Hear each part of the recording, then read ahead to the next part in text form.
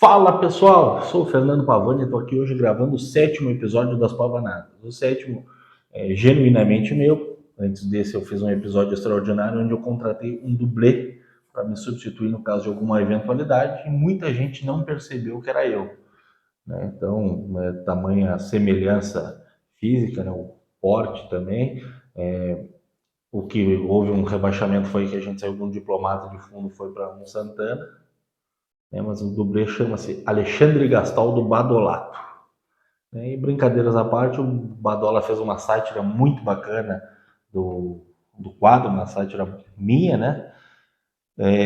Deu uma alfinetada precisa e talvez nem tenha sido a intenção dele, mas que já se passariam mais de 800 episódios onde eu faria as pavanadas naquela caverna escura, ainda chamando-a de cenário provisório. Então, cara, quero sobretudo iniciar esse vídeo agradecendo ao Badola, primeiro por assistir o conteúdo e segundo pela contribuição que ele dá ao canal ao divulgar, né? Dentro do canal dele, dentre os seguidores dele, eu tive muita gente que comentou nos vídeos, olha, vim através do Badola, parabéns pelo conteúdo, e tem apreciado o que eu tenho a dizer. Então, cara, sem palavras aí pela força na divulgação do canal e todo o conteúdo que tu sugere e que tu proporciona, né? Por exemplo, até hoje tem muita gente que lembra de mim associado ao Dodge Verde do Ibrahim, né? Do senhor Ibrahim. Então, muito legal. E são histórias como aquelas que me moveram a criar o canal, né? Mas, cara, as pavanadas de hoje ela tem um tema diferente, né? Eu tive alguns episódios atrás, eu usei uma frase do José Paulo Parra, do Circuito de Leilões, que é tirar do jogo quem não é do jogo.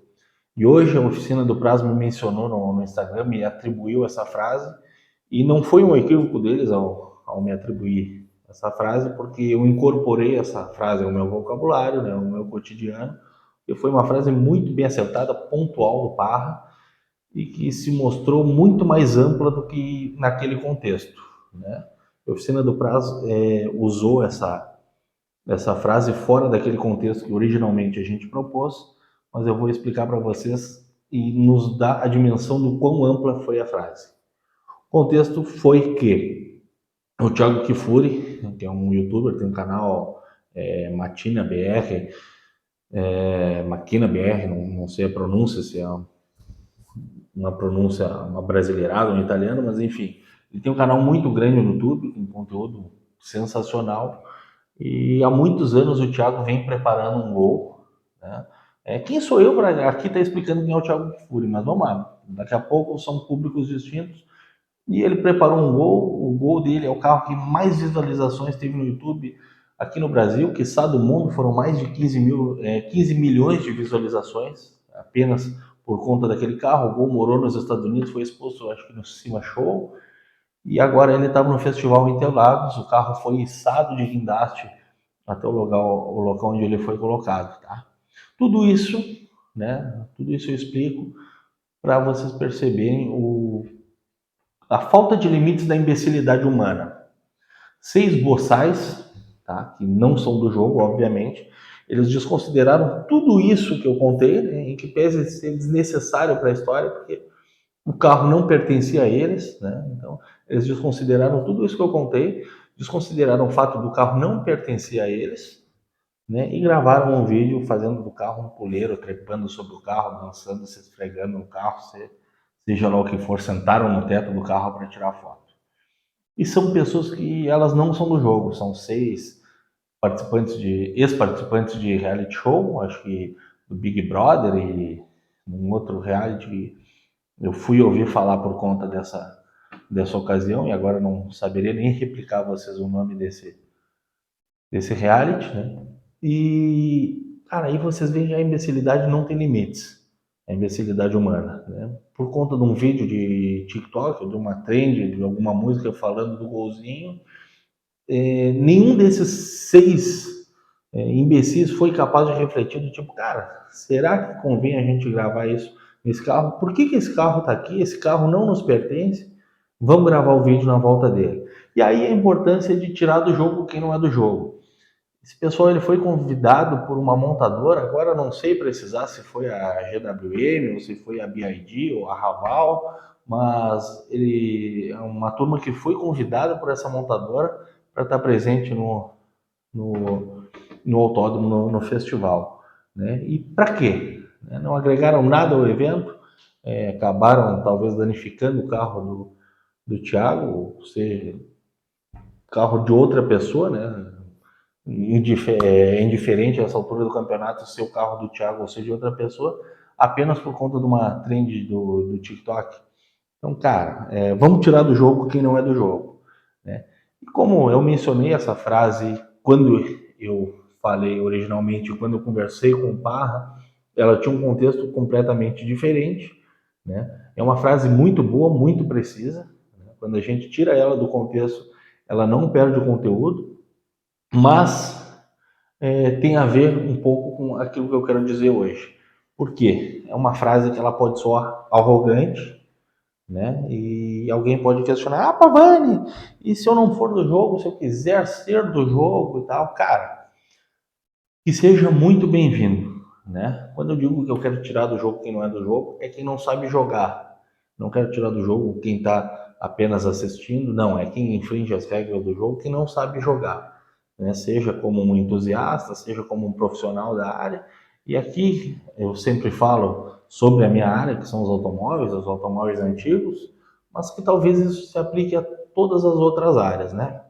Mas quem quiser aprender a jogar, quem quiser jogar, e que seja muito bem-vindo, porque quanto mais a gente tiver gente boa nessa área, ou em qualquer área que seja, mais a gente vai silenciar e afastar os maus profissionais, os maus elementos, não vai ter espaço para essa gente, e nós vamos ser de fato uma maioria muito mais ruidosa do que essa minoria de gente ruim que infelizmente hoje faz barulho, né? Então, quem quiser ingressar no mercado de trabalho, aqui eu falo talvez mais focado na venda de automóvel, mas eu tenho algumas dicas bem genéricas que podem se aplicar a outros segmentos, não só do ramo automotivo, mas como de qualquer profissão. Vamos lá, eu tenho algumas dicas a dar para vocês que são dicas bem controversas, né? Eu sempre li bastante sobre algumas dicas, algumas experiências, algumas filosofias e me permito hoje discordar de algumas delas ao trazer alguns elementos para vocês, tá? Primeiro, cara, primeira coisa, o mundo ele não gosta de aventureiros no mundo dos negócios, tá? Eu acho que ninguém se sente à vontade de negociar com um aventureiro. Então a primeira dica que eu dou é: tu entra no ramo com o espírito de quem vai vencer. Qualquer que seja o ramo, tu entra com o espírito de quem vai vencer. Pelo menos o teu discurso tu molda para ser um discurso de quem vai vencer e que vai permanecer nesse ramo, tá? Tu não vê uma montadora de automóveis dizendo: ah, eu vou construir uma fábrica no Brasil, vamos ver o que dá, vamos ver se dá certo. Não, ela identifica o potencial que o consumidor brasileiro tem e ela manda pau, entendeu? Ela já entra com o discurso de quem vai vender e faz uma projeção de dominar uma fatia determinada do mercado e às vezes até se frustra, mas né, o objetivo dela é entrar para vencer. E quando a gente vem com essa falsa modéstia, ou até uma verdadeira modéstia, de não, vamos tentar, vamos, eu sempre quis, vamos ver o que dá e tal, a gente já entra desacreditado, a gente já entra fadado a não dar certo naquilo ali. Né? Então a gente deixa o mundo aventureiro, o mundo quando aprecia um aventureiro, ele aprecia aquele que se aventura com a própria vida. O cara que embarca numa romezeta e resolve cruzar a América Central. Não aquele cara que ele quer fazer um negócio. Né? Então, eu fiz várias anotações, né? Então, tu entra no ramo pensando em vencer, deixa claro que esse é o teu ofício, que esse é o teu objetivo e vai para frente, né? Claro que cabe tu dissociar daquele cara que ele não está pensando na carreira e ele está pensando apenas na sobrevivência, na subsistência, seja como um complemento de renda ou alguma coisa. Tá? Então, eu estou falando aqui para quem desejar focar na carreira, mas lógico, dentro disso, quando tu trilhar, para enxergar o teu objetivo, tu vai te aventurando. Olha, cara, agora eu vou montar uma loja, agora eu vou trabalhar como funcionário e tal, mas cria uma identidade, faz com que esse objetivo se molde a tua identidade e diz, olha, eu vou ser um vendedor de carros, eu vou ser um mecânico de automóveis, eu vou ser um profissional da área, eu vou ser um customizador, seja lá o que for, mas tu entra já com a mentalidade de vender. Tu não diz que tu vai vender um, dois carrinhos para ver o que dá, tu vai fazer um concertinho na hora extra para ver se complementa a renda. E, cara, isso aí nunca vai ser associado à tua imagem, tá? Segunda coisa que eu quero dizer a vocês é que existem várias leituras falando sobre sucesso, sobre as chaves do sucesso, as fórmulas do sucesso. Cara, o sucesso ele não é uma ciência exata. Ele é uma coisa completamente abstrata, subjetiva, tá? E agora vem uma coisa que daqui a pouco vai ter muita gente tacando ovo na tela da televisão, do smartphone, seja o que for, mas eu quero dizer para vocês que o sucesso ele não tem a ver com esforço. Ele muito pouco está relacionado com esforço. Ele está muito mais relacionado com a demanda. Tá? A demanda que vai criar o teu serviço ou o teu produto. Não adianta tu te esforçar, ser o cara mais esforçado do mundo e contar quantas folhas tem em cada árvore ou cada espécie de árvore, seja lá como elas se classificam, se isso não vai ter uma demanda, tá? Então, no momento que tu criar uma demanda bacana de um produto ou de um serviço, isso pode te impulsionar ao sucesso com muito mais facilidade e não tem só a ver com o teu esforço, né? Então, eu não acredito que seja 1% de inspiração e 99% de transpiração. Eu acredito que exista uma fórmula que é muito mais plausível, né? Nem só de transpiração a gente pode chegar ao sucesso, né? E outra coisa que eu quero dizer é que aí já é um conceito pessoal meu, que o sucesso ele está muito mais relacionado aos meios do que ao fim, tá? E quanto a isso eu explico. Eu não tenho como considerar que não teve sucesso uma pessoa que lutou, mesmo que ela não tenha chegado naquele que foi o seu objetivo, eu não tenho como dizer que essa pessoa não teve sucesso. O antônimo de sucesso é fracasso, né? Eu não posso chamar de fracassado uma pessoa que lutou, mas dentre essa luta, com todos os obstáculos que teve, ela sempre se manteve leal aos seus princípios, aos seus valores, porque a vida nos oportuniza diariamente circunstâncias onde a gente pode se corromper, a gente pode trair tudo aquilo que a gente acredita em busca de uma vantagem que pode ser traduzida como sucesso, né? E dessa parte também a gente vê muita gente que aparentemente logrou êxito e a gente julga isso pela condição financeira ou pelo que essa pessoa ostenta, mas essa pessoa sempre buscou atalhos, ela sempre buscou a forma mais fácil de ganhar dinheiro, nem sempre agiu dentro daquilo que a gente acredita ser um bom código de moral, de conduta, de ética, né? E às vezes nem dentro do, do código penal, né? Ou melhor, fora do código penal, não sei, né? Então, essa é a segunda dica que eu dou, né? Tu entende que o sucesso ele não é uma ciência exata, né? Que não existe uma fórmula para o sucesso e que o sucesso ele está muito mais relacionado com a demanda daquilo que tu vai criar do que com o teu esforço, tá? Terceiro passo é que tu tem que entender que do outro lado existem demandas semelhantes. Tá? Isso eu falo talvez até mais no mundo empresarial, né? Mas quando a gente está falando, sobretudo numa venda de carro, que é a minha área, a gente tem que entender que toda negociação ela tem dois lados, né? Seja o vendedor e o comprador, seja o contratante e o contratado, enfim, ela tem dois lados. E o objetivo é que o vendedor tente vender pelo maior preço e o comprador tem a intenção de adquirir pelo menor preço possível, né? Ou a melhor qualidade, enfim. Mas ele sempre tem interesses bem conflitantes, tá? Então, são interesses conflitantes, mas são demandas bem semelhantes às tuas. Nesse sentido, uma coisa que eu quero dizer é que uma vez eu li num livro na ocasião era O autor tá vivo ainda hoje, né? Não vou mencionar aqui, não vai agregar nada ao vídeo, até porque quem sou eu para discordar desse cara? Mas eu li aquele livro com entusiasmo, eu devorei o livro numa noite e o livro tinha uma dica, né? Uma recepcionista perguntou a ele durante uma palestra, perguntou ao autor, o autor eu me lembro quem é, o nome do livro eu não me lembro, mas a recepcionista perguntou ao autor, olha cara, eu sou recepcionista na minha empresa e eu quero galgar cargos, eu quero chegar na diretoria e tal, e eu não estou vendo uma possibilidade disso, como é que eu faço? E ele disse, olha, a partir de hoje tu vai ser a melhor recepcionista que a tua empresa já teve, né? E é um discurso lindo, realmente. Ela tem muito mais chance de êxito sendo aquela melhor recepcionista que a empresa já teve. Porém, né, do outro lado existe uma demanda semelhante à tua, que é a empresa poder olhar para aquela recepcionista e dizer, cara, como é que eu vou realocar ela para uma posição completamente diferente, né? Precisando treinar, capacitar uma nova recepcionista, sendo que aquela foi a melhor recepcionista que a minha empresa já teve, então não vai chegar a ser tão boa quanto ela, né? E ela ainda me custa o que ela me custa, né?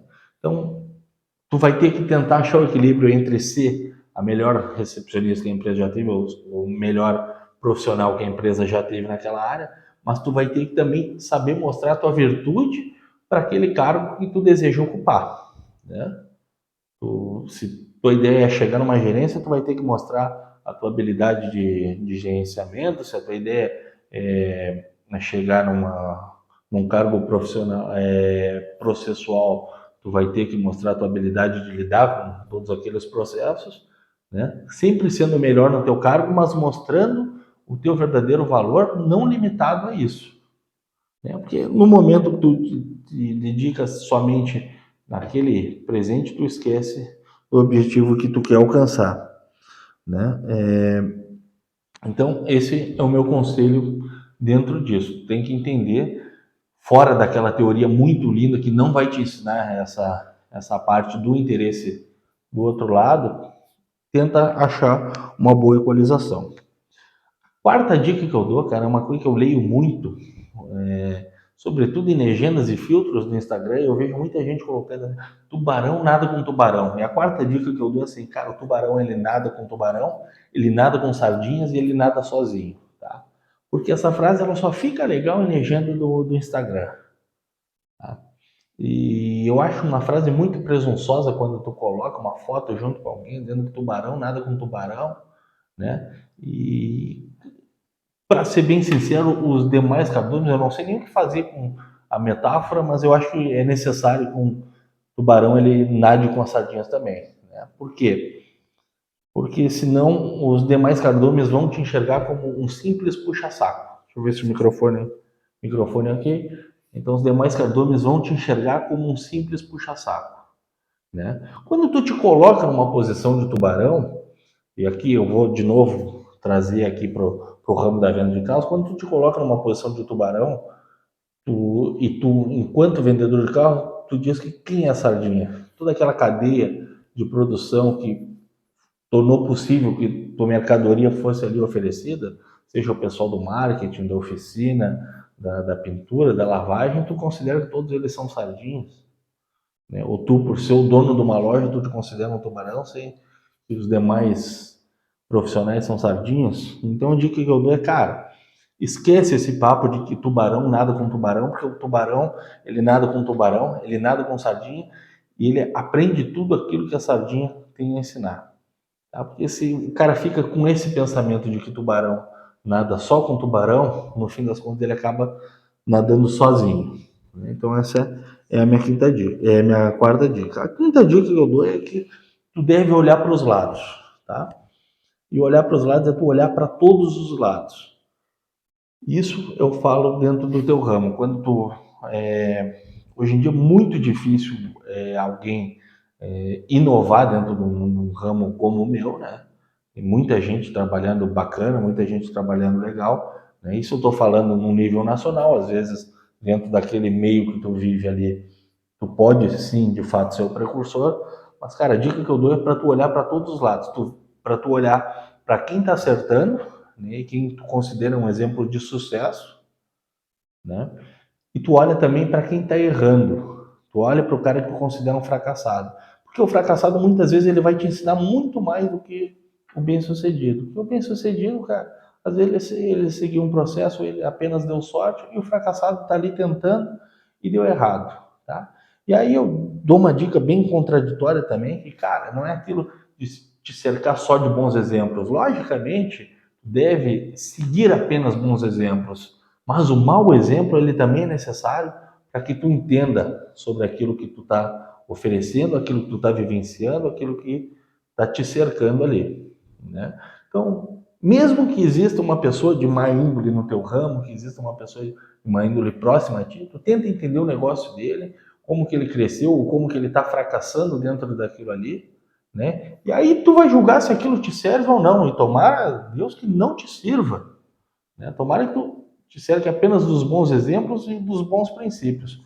Mas o cara que é ruim, ele também tem muito a te ensinar, né? Todo mundo tem algo a te ensinar, todo mundo também tem algo a aprender contigo, né? Então, tu te cerca desses bons exemplos e dos maus exemplos.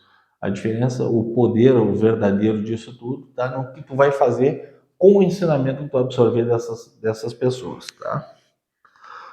Sexto passo que eu digo, aí já mais especificamente para quem quer seguir uma carreira como a minha, uma carreira autônoma na compra e venda de carros, é tu ir para o outro lado do balcão, tá? Tu indo para o outro lado do balcão, tu começa a te posicionar também enquanto consumidor, né? E tu começa a enxergar o potencial que muita gente não vê naquilo que às vezes é até desprezado pelo mercado, né? Eu gravei um vídeo agora, vamos falar um pouco de carro, eu gravei um vídeo falando sobre o Renault Fluence, né? E eu botei no título carro que só se vende em lojas. É um carro que o mercado ele não enxerga ele com bons olhos, ele nunca é considerado uma primeira opção, não é um carro bom de vender, né? Mas às vezes quando tu tá com esse carro dentro de uma loja, tu consegue, entra alguém procurando por um Civic, por um Corolla, no ano anterior, 2013, 2014, tu, cara, olha aqui, ó, esse Fluence 2017, um carro mesmo padrão de qualidade aqui, com mais ano, menor quilometragem, enfim. E por isso é importante tu te colocar do outro lado do balcão, para que tu entenda também que mesmo aquele produto que não parece ser óbvio para ti, ele pode vir a ter uma demanda, né? Eu tive uma experiência bem sucedida recentemente com uma Fiat Fremont. Todo mundo dizia, cara, tu é louco? Da onde tu vai vender isso? E deu briga para comprar a Fremont, quase que literalmente falando, né? Tinha dois compradores interessados em fazer o sinal de negócio e tal.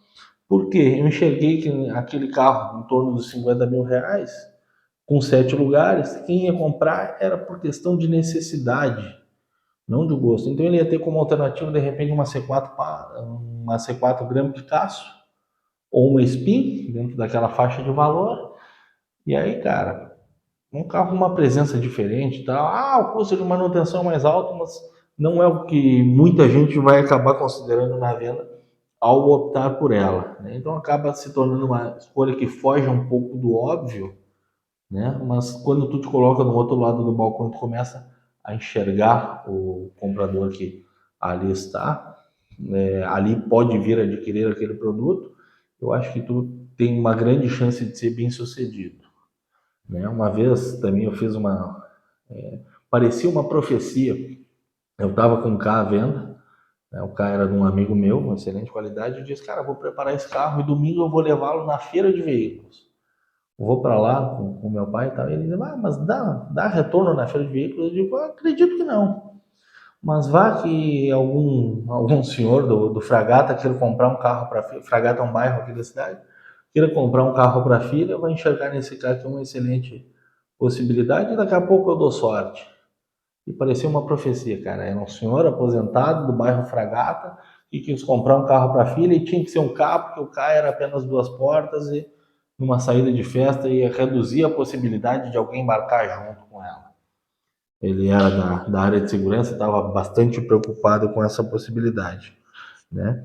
Então, é o que eu digo, tu te colocando do outro lado do balcão, tu enxergando o público e tal, claro, Tem pessoas, eu tenho uma habilidade um pouco maior de traçar esse perfil e tal, é até um exercício que eu gosto muito de fazer, e traçar o perfil de quem quer comprar determinado carro e tal, mas é uma boa forma de se pensar e que pode te levar ao êxito, né? Aí eu tenho uma dica que ela pode parecer bem óbvia, que é, peraí que eu perdi aqui no meu roteiro, mas é vender aquilo que tu compraria, tá? Aí o cara pensa no clichê, mas cara, é muito mais do que isso, tá? Tu só tem que vender aquilo que tu compraria.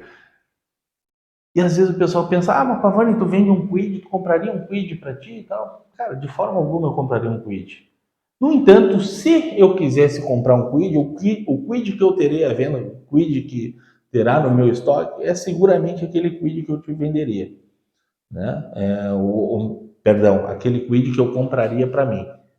Tá? Se não for o Kwid mais novo, ele vai estar com um preço mais atrativo, ele vai estar com a maior honestidade possível ao ser oferecido. Né? Isso tem muito a ver de tu saber oferecer o teu carro também. Né? Saber colocar aquilo e colocar na condição que tu compraria. Logicamente, não posso eu, enquanto vendedor, trazer para o mercado um Kwid com uma quilometragem elevada, um carro bem surrado, um carro sovado de uso empresarial que já passou por leilão, colocar esse carro acima do valor de tabela, mesmo sabendo que talvez esse carro seja bom, colocar ele acima do valor de tabela ou acima do preço médio de mercado e dizer que eu compraria aquilo. Não, eu tenho que ser coerente com aquilo que eu acredito, né? Eu costumo dizer até que eu vendo o que é ruim, mas eu digo que é ruim, né? Claro, o que eu trago a público, o que eu anuncio, o que eu avalizo é aquilo que eu acredito de fato que é uma boa opção, sem que necessariamente fosse a minha opção, mas aquilo que eu acredito que é uma boa opção a quem está comprando, né? Então, vai muito mais do que aquele, eu só vendo aquilo que eu compraria para mim. Não, tem que vender aquilo que tu compraria para ti, na condição de preço que tu está oferecendo, na condição de conservação, ou até aquilo na condição de quem está procurando aquilo, mesmo não sendo aquilo, a mercadoria que é do teu agrado, né? E aí tem uma coisa que é muito interessante, que é a minha oitava dica, que é tu tem que aprender a precificar o teu produto, né? Então, seguindo nesse mesmo exemplo, né? Se eu tenho um carro que ele é ruim, né? A começar aqui eu usei o exemplo do Kwid, e eu imagino que hoje na minha cidade deva ter 35 Kwids à venda, sei lá, chutei o número. Pode ser muito mais, pode ser muito menos do que isso, né? Quando eu trouxer um Kwid à venda, eu tenho que entender o que aquele Kwid representa. Cara, se ele for no mesmo padrão dos outros, não adianta eu forçar o valor de tabela acima da FIP. Se ele for mais gastinho que os outros, eu tenho que colocar ele com preço bem mais atrativo que os demais e vender a condição dele, né? A condição de pagamento, essa vantagem, né? E claro, se ele for a oitava maravilha, aí ele deixa de ter preço e eu agrego um pouco de valor a ele, né? O preço vai ser aquilo ali, da tabela FIP. Só que o que eu colocar acima disso vai ser o valor. E aí eu estou falando com uma venda no carro normal, né? Carro antigo é completamente diferente. Até porque não existe muita concorrência dentre as opções. Mas apagou a luz ali, eu estou cuidando do carro pela janela.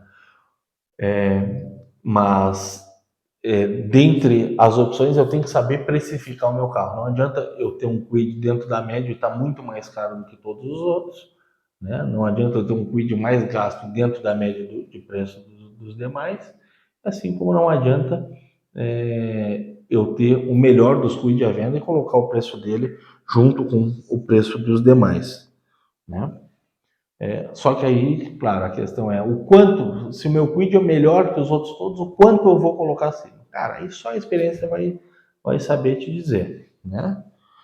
E tem uma outra dica aqui, que é uma dica muito importante, que eu acredito que também se aplique a diversas áreas da vida, não só a venda dos automóveis, mas pela minha experiência na venda dos automóveis, é que tu é o responsável pela tua clientela. E às vezes tu não tem uma segunda chance, tá? E com isso eu quero dizer, não só pelo número de clientes que tu forma, mas tu é o responsável pelo por aquilo que o cliente te procura quando ele entra em contato contigo, tá? Se eu iniciar minha vida profissional oferecendo carros na promissória, por exemplo, venda de carros na promissória, dificilmente o cliente vai retornar, né? Entendendo que é sempre interessante a gente fidelizar o cliente, dificilmente o cliente vai retornar me procurando para comprar um carro quando ele tiver o dinheiro para comprar à vista. Ele vai usufruir daquela condição que mais facilitada que eu estou oferecendo a ele, né?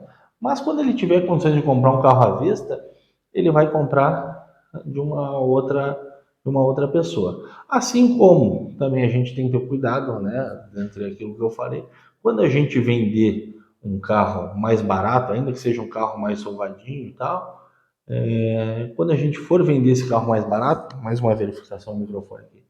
Quando a gente for vender esse carro mais barato e o cliente for retornar, ainda que ele queira um carro de uma melhor qualidade e tu vendeu aquele barato, ele vai lembrar de ti porque ele comprou um carro de ti barato, né? Então, assim, tu tem que saber posicionar a tua mercadoria. O que eu não estou dizendo que tu vai vender, cara, vai vender só qualidade ou vai vender só uma coisa e outra, mas é a forma com que tu vai te posicionar diante do mercado, né? Tu pode vender o carro barato, tal, eu só trabalho com carro assim, então entrou um carro mais salvadinho, o que eu faço com ele? Tenho que repassar e tal. Não necessariamente, mas tu deixa claro que aquilo não é o tipo do produto que tu trabalha, né? Porque às vezes não tem uma segunda chance, né? Tu vai ser estigmatizado por aquilo e talvez tu não tenha uma segunda chance, claro, eu tô sendo um pouco dramático ao dizer isso, mas tu vai ter que fazer uma reformulação total naquilo que tu construiu até então, né? A fidelização do teu cliente é mais fácil quando ele te torna referência daquilo que ele procura. Um falecido amigo meu reclamava de alguns clientes específicos que ele dizia, cara, ele só me procura quando ele quer uma facilidade, quando ele quer me dar uns cheques, me aplicar uns cheques ou me embutir algumas trocas. Quando ele está com dinheiro para comprar carro, ele vai buscar em Porto Alegre, quando é para comprar à vista. Bom, infelizmente foi o que ele provocou naquele cliente, né? E aí uma coisa que eu digo, né, a fidelização do cliente ela é sempre importante, né? Ela está diretamente relacionada à satisfação, que não quer dizer que tu vá fazer uma venda de uma mercadoria ou de um serviço que vai sair perfeito, mas a fidelização do cliente, eu acredito também que ela tem muito mais a ver com a forma que tu soluciona os defeitos e os problemas do que com a forma que tu entrega e que nada ocorre de errado, né? Porque tu entregar uma mercadoria, entregar um produto, um serviço e que não ocorreu nada de errado com ele, cara, é mais do que a tua obrigação, mas logicamente os problemas acontecem e a forma com que tu soluciona esses problemas é o que pode te fidelizar com aquele cliente, né? Se tu não der bola para ele, se tu tratar com descaso, se tu não tratar com pessoalidade, aí sim tu tá fadado a perder o cliente, né? Então a fidelização ela tá mais relacionada dessa forma.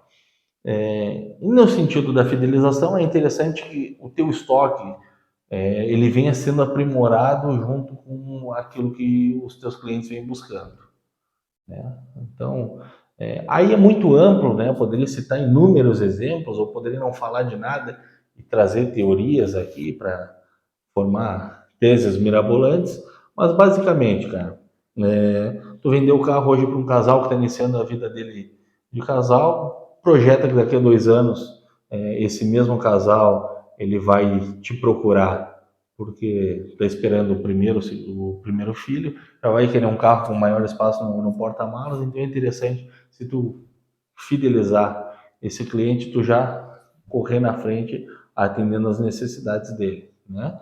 E o teu estoque vai amadurecendo, logicamente, a ideia é ter um carro, dois carros, e depois tu ir escalando isso, de uma forma que tu sempre vai conseguir atender a necessidade daquela clientela que tu criou, né? E por fim, uma dica que eu dou, e aí eu acho que já tem muito mais gente concordando comigo, que é e nenhum cliente é igual ao outro, né? Não deve dizer que eu acredito que a gente não deve dizer que devemos tratar todos os clientes iguais, porque eles não são iguais, né? Alguns requerem mais atenção, outros querem ficar mais à vontade ao experimentar o produto, outros te exigem uma experiência mais técnica, mas os clientes eles não são todos iguais. Eu acredito que já exista muita gente pensando nesse mesmo sentido que eu, né? Então, assim como existem muitos clientes que não são iguais, também tem muitos clientes que eles precisam ser demitidos e, quanto isso, eu venho falando em todos os vídeos anteriores, né? Mas aqui tá mais de meia hora, 35 minutos falando direto, sem interrupções, né? Sem me deixar bater pela luz que apagou ali e agora eu não enxergo o carro. Mas agora, usando esse cenário novo, agradecendo desde sempre a audiência de todos que me assistem até aqui, né? Espero que o conteúdo de hoje ele tenha agregado, seja quem quer seguir a vida de venda de automóveis ou quem quer ingressar no ramo, mas também que tenha agregado a quem está iniciando a vida profissional ou até quem já está consolidado na vida profissional, mas resolveu refletir, ainda que não concorde comigo, porque muito do que eu falei aqui, logicamente, assim como o sucesso não é uma ciência exata, o que eu falei aqui também não configura ser uma ciência exata, né? Tanto que alguns pontos daqui não necessariamente eu tenha replicado na minha trajetória, né? São pontos que são dicas que eu dou e que eu, particularmente, procuro seguir desde que eu tive essa percepção. Tá certo? Então, muito obrigado a todos pela audiência. Espero que gostem do vídeo de hoje. Até mais.